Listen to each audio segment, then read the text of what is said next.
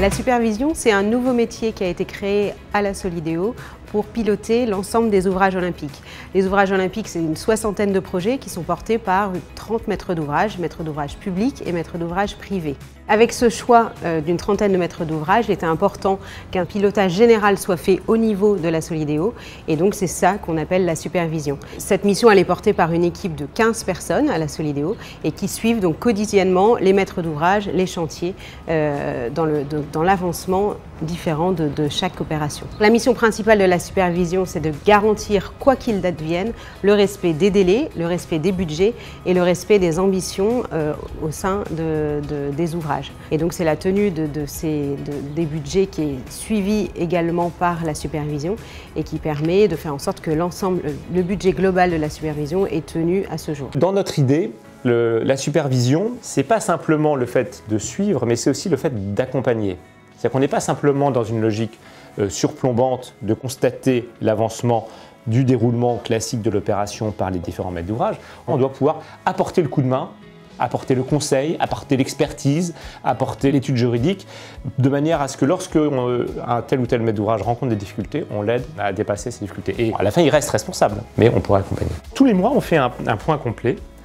Ce point qui est partagé entre le maître d'ouvrage et nous, il n'y a pas l'once d'une feuille de papier à cigarette dans les informations qu'on remonte. Eh bien, ce point, il remonte d'abord à mon niveau, ça fait une dizaine de pages par ouvrage, puis ensuite, dans un reporting qui s'affine, il remonte vers la DIJOP, vers le comité d'audit et puis vers le conseil d'administration.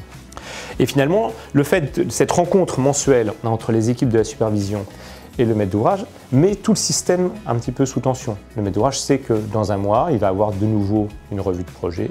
On va faire le point sur ce qui s'est bien passé depuis un mois, sur les mesures qu'on avait décidées le mois précédent pour rester dans le nominal, enfin, c'est ça, sur les aléas qui ont pu arriver. Et les équipes de la supervision sont à la fois là pour faire ce reporting, mais aussi pour proposer des solutions, pour appuyer des solutions ou pour alerter le maître d'ouvrage. La supervision a apporté un suivi plus pointu, c'est-à-dire qu'en fait, on a un maître d'ouvrage qui fait son ouvrage. Nous sommes vraiment pris sur tous les aménagements olympiques, comment on va fonctionner, les relations avec les fédérations, OBS, etc.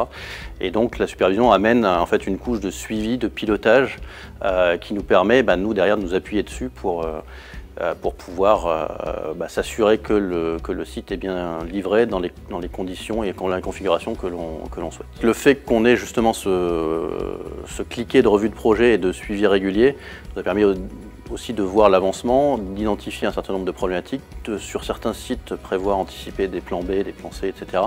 De lancer ces plans B parce qu'on savait qu'en timing ça pouvait ne pas fonctionner si on ne lançait pas suffisamment tôt, et donc de sécuriser la livraison des différents sites. La question de la gestion des risques et le fait du coup de bien approcher, de bien appréhender ces différents risques et d'être en capacité, à mesure qu'ils arrivent ou bien qu'ils n'apparaissent pas, de pouvoir justement en conséquence le plan d'action suffisant et nécessaire pour toujours garantir le respect du planning, le respect du programme et autant que faire se peut le respect du coût, puisque parfois certains aléas viennent engendrer certains coûts supplémentaires. Et donc c'est vraiment sur la question de la gestion des risques. La supervision de la Solideo nous apporte beaucoup. Moi je trouve que c'est très intéressant d'avoir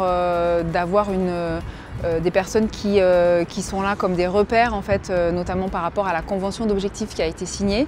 Ça nous permet de poser des jalons et puis un certain nombre d'AMO nous challenge sans cesse en fait sur des sujets, que ce soit sur les risques, que ce soit sur les enjeux environnementaux ou un certain nombre d'autres ambitions qui nous ont été posées. C'est quelque chose qui nous oblige à faire ce qu'on sait faire, la maîtrise d'ouvrage, mais en le faisant avec une rigueur accrue, en étant vigilant à tous les éléments qui sont susceptibles de déraper. Je pense que la supervision pourrait être développée sur d'autres grands projets. Je pense notamment à un assez gros projet où on a une multitude de maîtrises d'ouvrage et un besoin de coordination forte. Et effectivement, en méthode, c'est quelque chose qui pourrait être intéressant et nous pousser tous vers un fonctionnement collectif optimisé. Ça permettait surtout de tenir les objectifs. C'était vraiment ça l'enjeu, c'est que des fois on démarre des projets avec beaucoup d'objectifs et qui s'amenuisent au fur et à mesure avec les contraintes et notamment le budget. Là, on était obligé de tenir, et une chose assez intéressante